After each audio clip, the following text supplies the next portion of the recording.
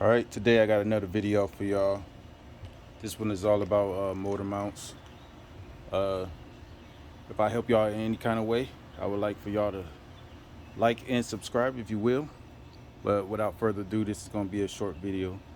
But this motor mount right here came out of a 2008 Honda Accord. And I'm going to show y'all what happened to it. Basically, this motor mount here is really bad. As you can see, it's all torn up and everything like that.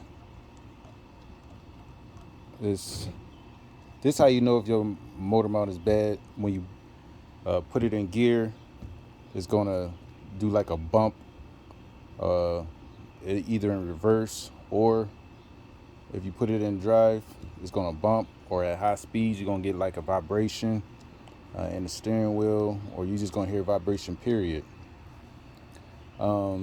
This one here is only held in with 4 bolts here, 1, 2,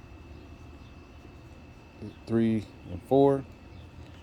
They also got a tube here that you have to take off, and this one was in the rear one on a V6, the 3.0 I believe it was, motor, the V6.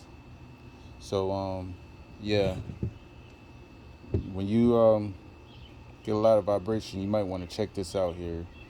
I was getting a whole bunch of vibration, and especially when I put it in drive or reverse, it will bump really hard. So, and yeah, if you don't replace these, you can do some damage to your transmission, and you don't want those problems. But like I said, this is a short video, nice and sweet.